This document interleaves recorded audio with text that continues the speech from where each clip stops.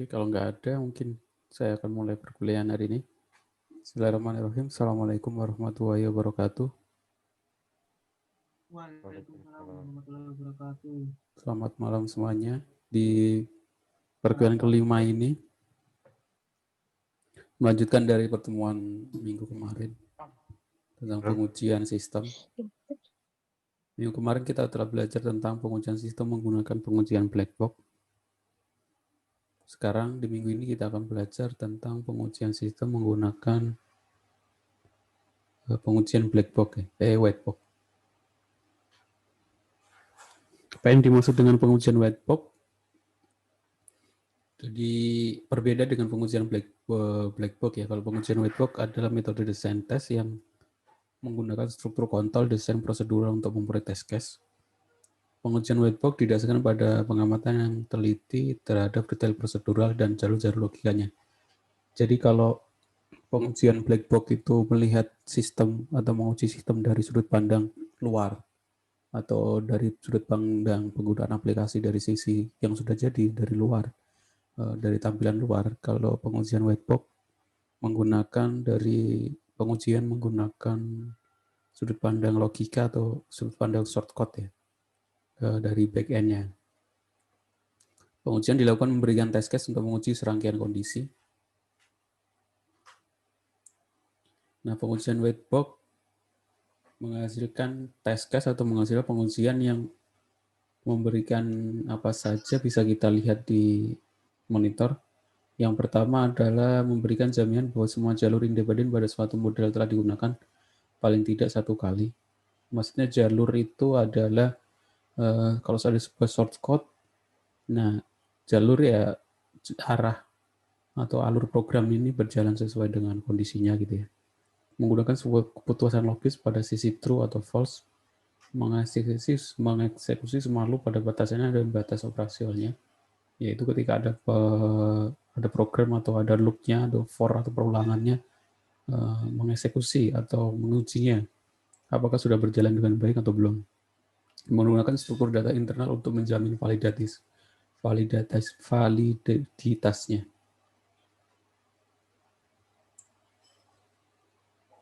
Untuk pengujian white box yang diperlukan dalam pengujian white box itu apa saja? Yang pertama adalah menentukan semua jalur logika. Ya kalau kita contoh yang paling gampang adalah menguji semua flowchart-nya. Jadi kalau dalam sebuah sistem atau sebuah aplikasi, pengujian white box dicek itu adalah flowchart-nya. Flowchart-nya itu sudah sesuai atau belum. Dan flowchart-nya menggambarkan jalur logika atau program tersebut. Mengembangkan test case untuk mengujinya, mengevaluasi hasil, dan memunculkan test case untuk menguji logika program secara mendalam. Pengujian white box, nah, mengapa kita harus menghabiskan waktu dan energi untuk melakukan pengujian white box bila ada pengujian black box? Hal ini di dalam perangkat lunak memiliki sifat cacat, yaitu bisa saja di dalam tampilan luarnya atau kita uji ketika kita melakukan pengujian dengan pengujian black box itu tidak ada masalah. Tapi ketika kita lihat dari sisi dalamnya atau dari sisi shortcut-nya, mungkin kita menemukan kelemahan atau cacatnya di sisi shortcut ya. Makanya kita juga melakukan pengujian dari sisi shortcut, yaitu pengujian white box, termasuk juga pengujian black box. Jadi kalau kita mengembangkan perangkat lunak atau sistem atau mungkin nanti mengerjakan tugas akhir, yang paling penting adalah pengujian sistemnya. Pengujian sistem biasanya menggunakan dua pengujian sistem seperti ini, yang black box juga diuji, menggunakan white box juga diuji. Jadi pakai dua-duanya, nggak cuma salah satu.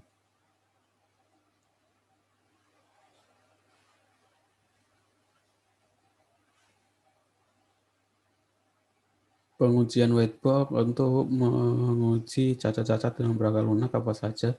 Yang pertama, kesalahan logis dan asumsi yang tidak benar berbanding terbalik dengan probabilitas jalur program yang akan disusi.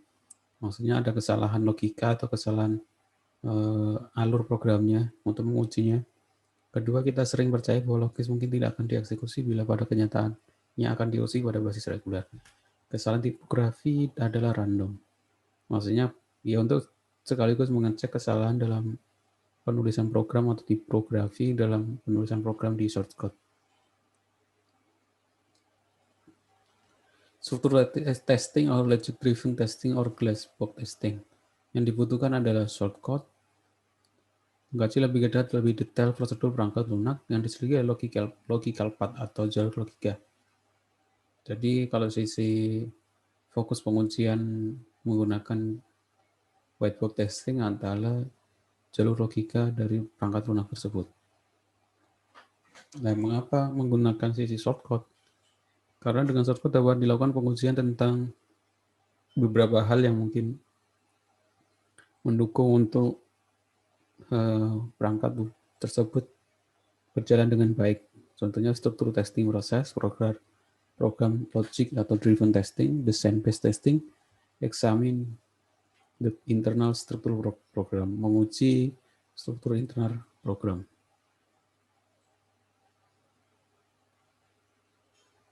Jalur logika yang paling penting adalah ya beberapa perulangan seperti ini biasanya terjadi error ya, karena kalau cuma prosedural dari atas ke bawah itu kan biasanya nggak ada masalah.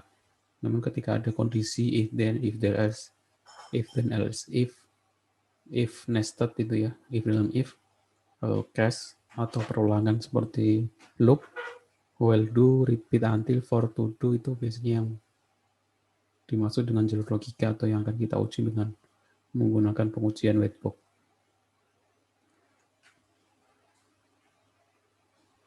Contoh studi kasusnya yaitu ada beberapa lampir baris aplikasi shortcode di sini. Yang pertama input from user X, if X lebih besar atau sama dengan 300, input from file atau balance. If X lebih kecil balance, give money. Ini untuk pengambilan ATM kemungkinan. Input from user atau memasukkan nilai user memasukkan nilai X-nya itu untuk uang yang mau diambil berapa. Contohnya di sini X sama dengan 1.000 ya. Habis itu kita cek dulu apakah uang yang akan diambil itu lebih dari 300. Kalau iya, ambil dari saldo balance. Terus saldonya, apakah saldonya lebih kecil dari balance? Kalau iya, berikan uangnya. Kalau tidak atau yang mau diambil itu lebih besar dari saldonya, you then have, kamu tidak punya uang di dalam akun seperti itu. Atau you cannot withdraw more than 300. Ketika dimasukkan itu lebih dari 300 atau 300 dolar ini mungkin tidak boleh ngambil atau mencairkan dana lebih dari 300 dolar. Eject card, mengeluarkan kartu. Ini contoh logika pengambilan uang di ATM.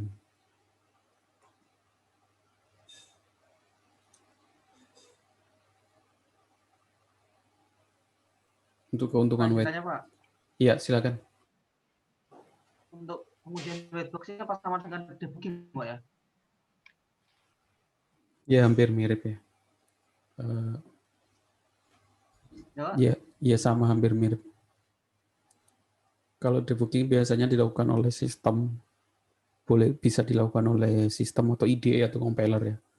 Tapi kalau whitebox ini dilakukan oleh manusia untuk menguji programnya. Kadang program itu tetap berjalan lancar, tapi ada logika yang harusnya mungkin lebih tepat atau seperti itu.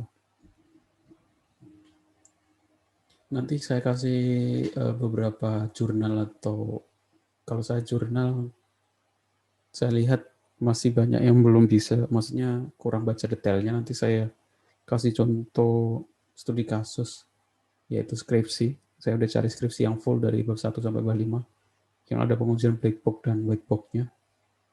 Nanti ada tahu penggunaan atau pengujian sistem menggunakan white box. Ini keuntungan white box menghasilkan program yang benar sempurna 100%. Otomatis itu tujuannya adalah ya semua orang bertujuan seperti ini ya, maksudnya kalau bisa program berjalan dengan sempurna. Mengerjakan seluruh keputusan logika, mengerjakan seluruh huruf sesuai batas, menjamin seluruh jalur independen. Dalam modul dikerjakan minimal 1 kali, mengerjakan seluruh data internet menjamin validitas. Kalian bisa baca sendiri untuk syarat dan Keuntungan pengujian white box. Kekurangannya pengujian secara menyeluruh menimbulkan masalah sumber daya. Kalau programnya itu banyak logikanya atau banyak shortcut yang harus diuji, itu menimbulkan masalah sumber daya. Maksudnya sumber daya waktu dan sumber daya manusianya kan. Butuh banyak orang dan butuh banyak waktu. Program yang kecil bisa menghasilkan banyak sekali jalur logika. Contoh,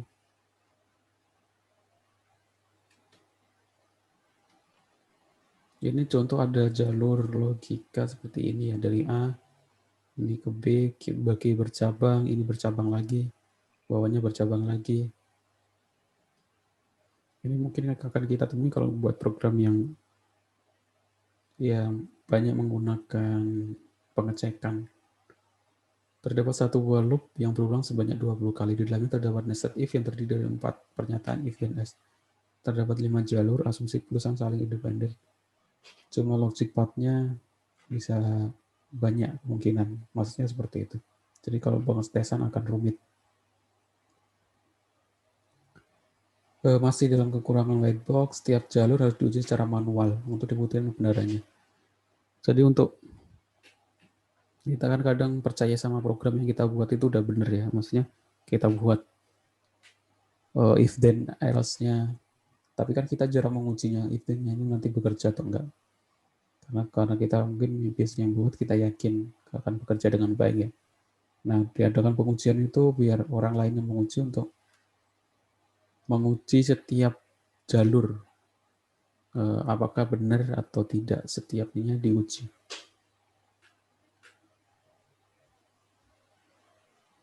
Satu jalur logika, satu kegiatan manual. Jadi kalau seumpama ada pertama inputan, terus dia bercabang lagi, terus ini bawahnya bercabang lagi, ini bercabang lagi.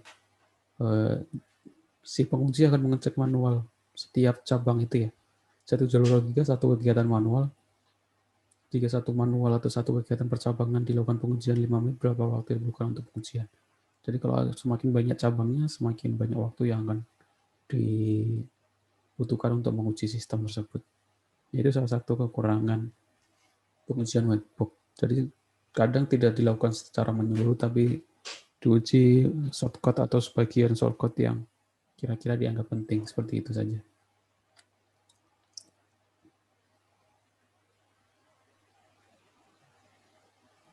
Bukankah black box testing jauh lebih cepat dan lebih mungkin dilakukan?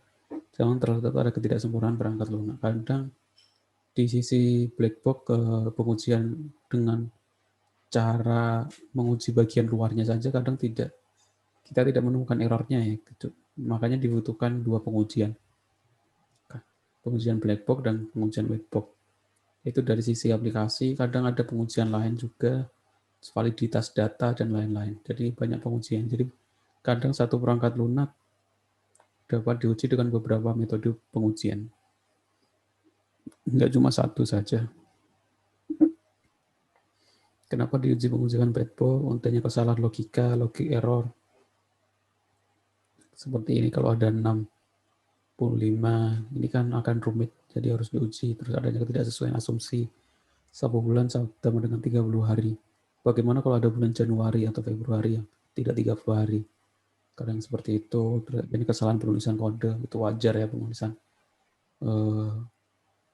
variabel dan lain-lain.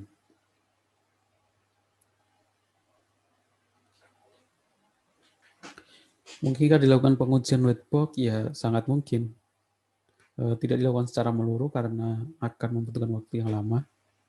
Cukup dilakukan pada jalur logika yang penting. Jadi dipikirkan mana yang diuji itu apa saja yang bagian penting, kombinasikan dengan black box testing. Nah, ini biasanya sering dilakukan, yaitu pengujian dengan kombinasi ya, bukan dua pengujian black box dan white box testing. Nanti akan dibandingkan, maksudnya dijadikan referensi bahwa sistem ini dengan pengujian white box testing hasilnya sekian dan pengujian dengan black box testing hasilnya sekian.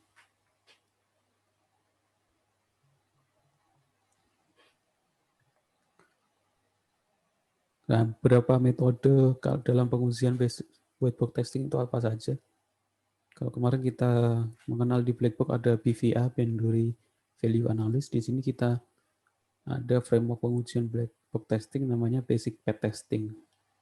Diusulkan oleh Tom McCabe pada tahun 1976, digunakan mendapatkan ukuran kompleksitas logika. Contohnya di mana basic path testing itu seperti untuk menguji dalam flowchart ya, ditampilkan flowchart. Kalau sekwan ya lurus seperti ini, kalau ada while berarti dia berulang, terus ke next step, kalau until berarti hampir sama. Terus kalau if ya sama seperti pembuatan flowchart. Kalau case ya ini switch case. Kalau dimasukkan 1, ini menu 1, 2, 3, 4. Jadi digambarkan dalam bentuk graph. Keluar kali ya? Kita mulai aja ya. Karena ini kelamaan ini. Saya lanjutkan, tadi tiba-tiba putus koneksinya. Baik, Pak. Tiba-tiba keluar. Ya, kalau malam biasanya perkuliahan emang agak susah sinyal. Saya lanjutkan.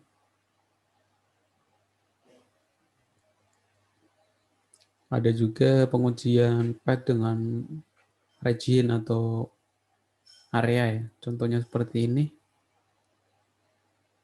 Adalah suatu area yang dibatasi oleh edge atau node. Pada saat menghitung region atau area, luar graph akan ditambahkan. Di sini ada namanya node. Di sini ada namanya area. Setelah percabangan ini ada area. Ini area 1, ini area 2, ini ada percabangan lagi area 3. Ini ada percabangan lagi area 4, region 4.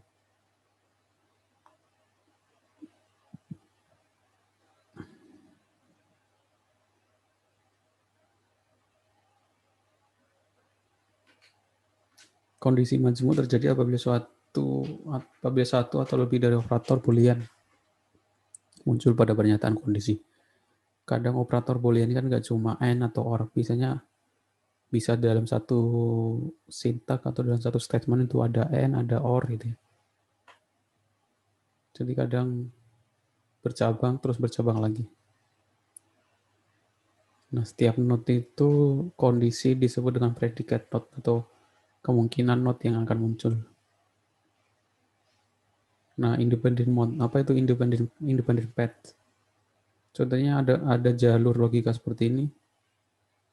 Jadi independent path adalah jalur yang melintasi minimal satu kumpulan pernyataan baru atau sebuah kondisi baru pada program. Semuanya ada flowchart seperti ini ya. Dari start terus bercabang, simpul pertama, kedua, ketiga, terus ini bercabang ke sini ke 6, 7, 8. Kalau ini ke 4, 5, baris itu menuju ke 10. Dari sini 1 bisa langsung ke 11.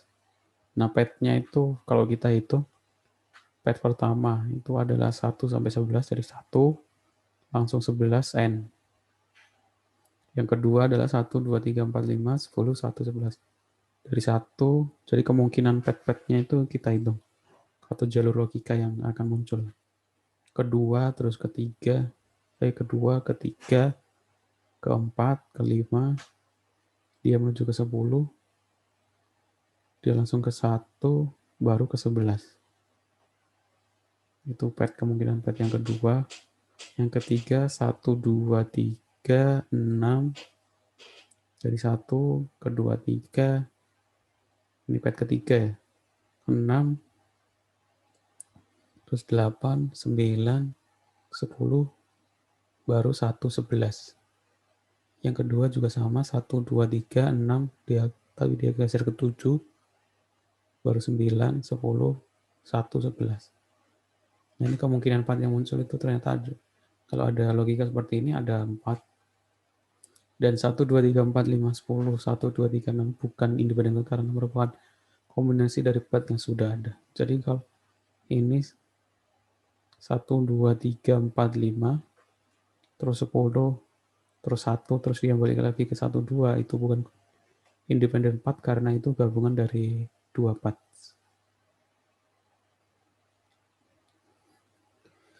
Nah, di dalam pengujian black box kita mengenal namanya cyclomatic complexity, yaitu untuk menentukan banyak independent path yang merupakan basis path. Caranya bagaimana? Rumusnya seperti ini, kalian baca. Contohnya seperti ini. Ada sebuah flowchart atau sebuah node dalam sebuah program kalau digambarkan seperti ini. Yang pertama 1 menuju ke node kedua, ketiga, ada pilihan menuju ke 6, ini ke 4, 5. Ini gambar yang tadi sebenarnya. Cara menghitungnya beda sih. 1, 2, 3, 6. Ini 4, 5. Yang tadi 1, 2, 3, 4, 5, 6, 7, 8, 9, 10, 11. Kayak sama. Ini tapi dari 9 bisa ke 10, 11. Coba Anda contoh pad seperti ini. Tentukan independent pad-nya. Jawabnya kita gambarkan atau kita tentukan independent path-nya yang kemungkinan muncul. Yang pertama ini 111, 12. Jadi 4, 1, 2, 3, 4 telah didefinisikan yang merupakan basis set untuk diagram alir. Nah, penghitungan cyclomatic complexity-nya adalah jumlah edge atau jumlah edge itu ini pojokan atau ada 11 ya. Kalau kita lihat di sini node-nya ini maksudnya lingkarannya itu ada 11. 11 edge dikurangi 9 node. 9 node itu dari mana? Node-nya itu jumlah kotakannya. Kan di sini ada satu kotak dua edge atau dua kondisi. Jadi kalau kita hitung 1 2 3 4 5 6 7 8 9. Ada 9. Jadi untuk menghitung cyclomatic complexity-nya FV sama dengan Q 11 dikurangi 9 ditambah 2 atau 4. Predicate node-nya ada 3 ditambah 1 sama dengan 4. Jadi cyclomatic complexity untuk flow graph adalah 4.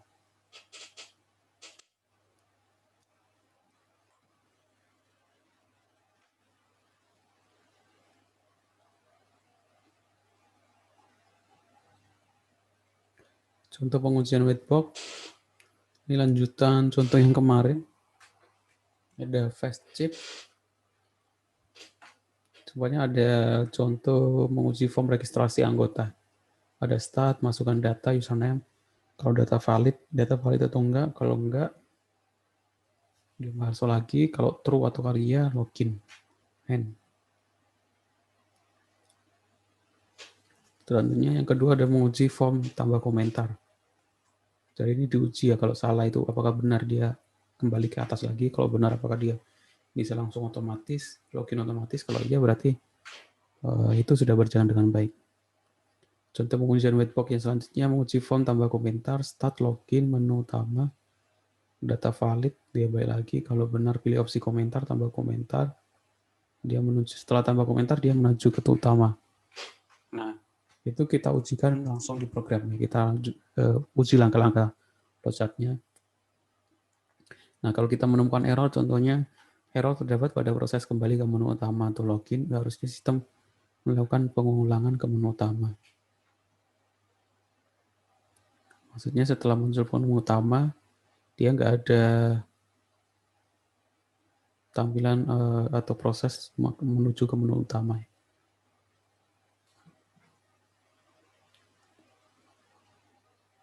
Jadi setelah tambah komentar, dia tidak bisa kembali ke menu utama untuk melakukan komentar lagi. Mungkin ini maksudnya menu utama terus kemudian keluar atau end.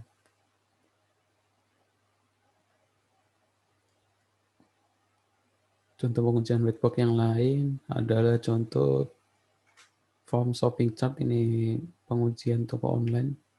Masukkan jumlah item produk, kalau jumlah lebih kecil dari stok barang, dia kembali ke atas. Nah, ini si penguji menginginkan setelah kalau jumlahnya yang mau dibeli lebih kecil dari stok barang, ada pesan bahwa tampilan pesan stoknya itu habis. Kalau itu baru dia kembali ke atas. Kalau benar, baru ke proses penghitungan atau checkout.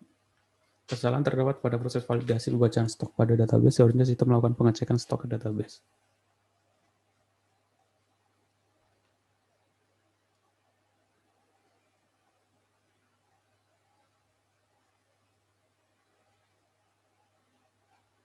Oke, sampai sini mungkin ada yang tanyakan.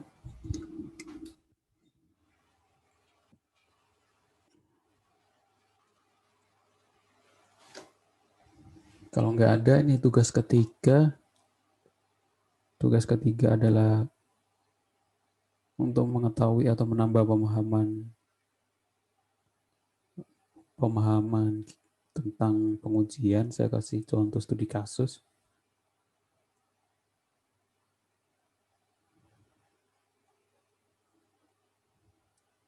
Tugasnya yaitu kalian baca, kalau kemarin jurnal, mungkin kalau jurnal kalian mungkin belum, kurang tahu, kurang detail atau kurang lengkap ya, karena jurnal mungkin anggapnya bahwa yang baca jurnal itu sudah paham tentang kasus yang diuji atau ditampilkan dalam jurnal. Selanjutnya untuk tugas ketiga ini adalah review. Saya ambil tugas akhir karena lebih lengkap, biar kalian lebih ngerti contoh implementasi. Review tugas akhir, pilih salah satu. Saya kasih 3 link. Yang pertama dari UNY, studi kasus informasi akademik berbasis website. Kalian baca di sini ada 57. Kalau pengen baca semuanya boleh baca semuanya. Kalau langsung ke penjelasan pengujiannya bisa. Jadi kalian langsung fokus ke pengujiannya. Sistem ini diuji dengan pengujian apa, bagaimana teknisnya, teknis pengujiannya. Saya kopikan linknya.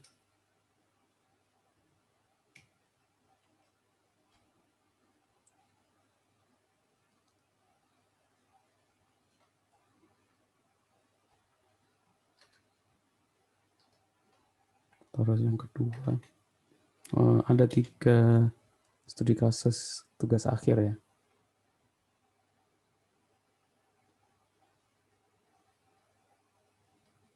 Pilih salah satu saja.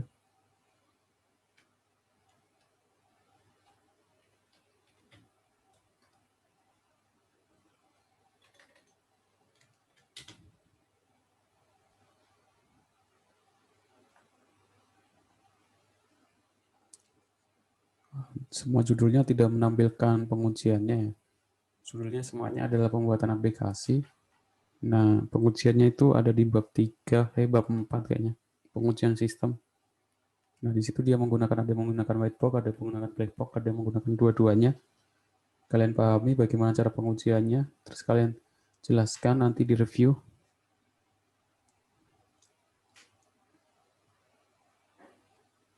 Terus dikumpulkan seperti biasa di link, nanti saya kasih linknya di website saya atau saya tampilkan di grup WhatsApp untuk link pengumpulan tugas 4 di pertemuan kelima. Saya harap penulisannya lebih lengkap karena di sini adalah tugas akhir. Dia jelaskan dari awal bagaimana pengujian itu dilakukan, terus ada teori dasarnya juga, landasan teorinya juga ditampilkan di bab 2.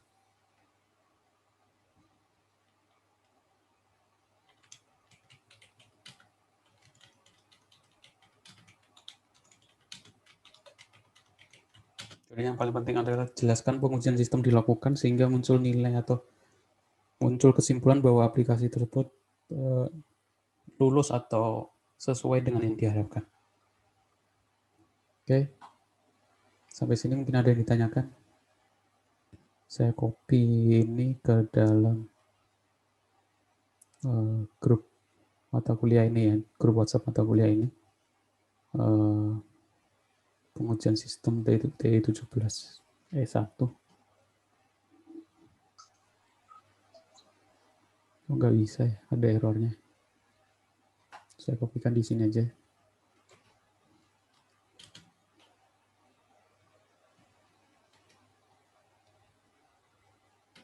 Link pertama.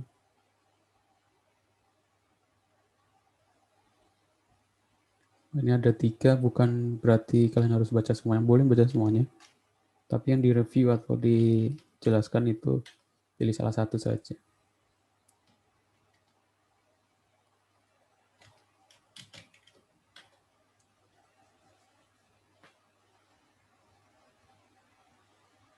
Sampai sini mungkin ada yang ditanyakan?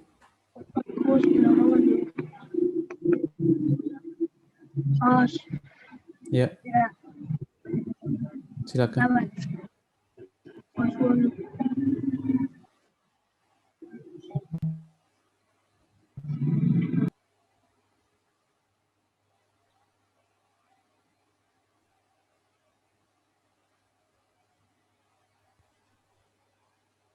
Ada yang ditanyakan? Silakan kalau ada yang ditanyakan. Untuk pertemuan hari ini saya hitung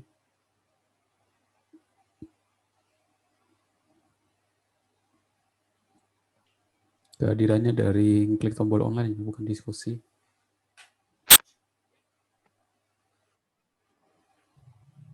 Di sini partisipannya 21, yang ikut video conference 21.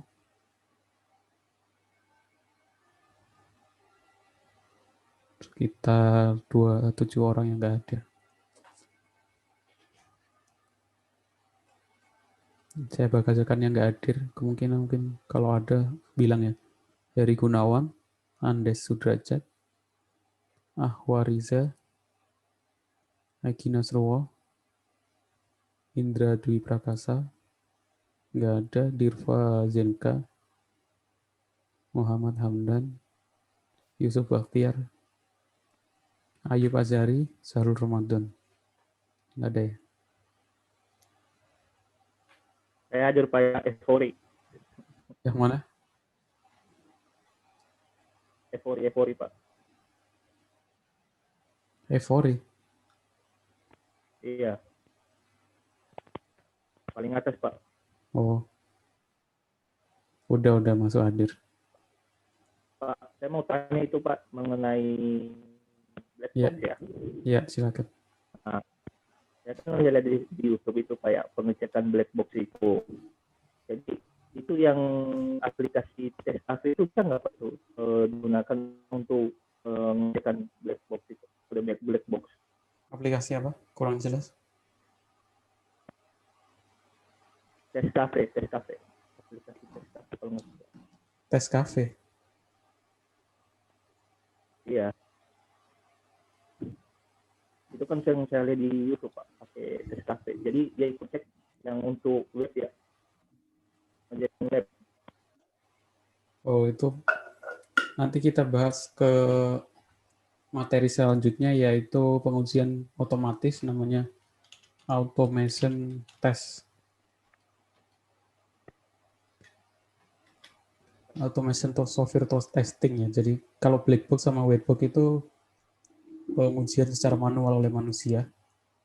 Nah, di dalam aplikasi pengujian kita juga bisa ada mengenal beberapa aplikasi untuk pengujian otomatis. Yang paling terkenal itu Catalan Studio, Selenium, Apenium, Rubium, Weather, dan lain-lain. Itu nanti kita materi selanjutnya itu menggunakan bagaimana pengujian menggunakan sistem atau menggunakan software automation testing. Itu. Oke, itu saja mungkin. Ada lagi yang mungkin ditanyakan? Berarti untuk yang tugas 3 ini kita review yang bab 4-nya aja, Pak. Misal tes babnya doang, Pak. Yang paling penting adalah penjelasan bagaimana pengujian sistemnya. Dijelaskan kalau pengujiannya menggunakan whitebox itu teknisnya bagaimana, kalau menggunakan blackbox itu tes teknisnya bagaimana. Karena kalau dalam studi akhir itu kan jelas. Ya. Itu secara pengujiannya dilakukan dua-duanya Pak ya? White box sama black box. Apa tuh ya? Ya, black box. Oh, kalau dalam kadang pengujian sistem di tugas akhir biasanya menggunakan dua pengujian, white box atau black box. Itu kalau dalam sisi softwarenya. Tapi kalau kita membuat aplikasi pendukung keputusan gitu kayak deteksi gambar, itu ada pengujian lagi untuk validitas aplikasinya. Aplikasi kita itu udah berjalan berapa persen kebenarannya. Mungkin ada pengujian lain nanti. Oh. Kayak aplikasi pendeteksi penyakit gitu kan. Selain aplikasi pengujian dalam sisi black box sama white box, ya nanti ada pengujian sistem untuk aplikasi deteksi penyakit kita itu persentase kebenarannya berapa persen. Seperti itu. Jadi bisa beberapa sisi pengujian.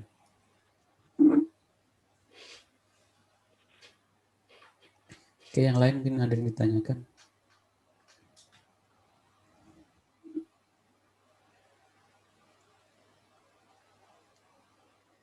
Saya kira cukup ya kalau nggak ada yang ditanyakan. Mungkin karena belum menemukan kendala, nanti kalau kalian sudah menemukan kendala boleh tanyakan lewat WA atau lewat grup mata kuliah. Terima kasih. Saya mohon maaf kalau ada salah-salah kata. Terima kasih atas kedatangannya, kehadirannya. Assalamualaikum warahmatullahi wabarakatuh. Waalaikumsalam. Waalaikumsalam warahmatullahi wabarakatuh. Waalaikumsalam warahmatullahi wabarakatuh.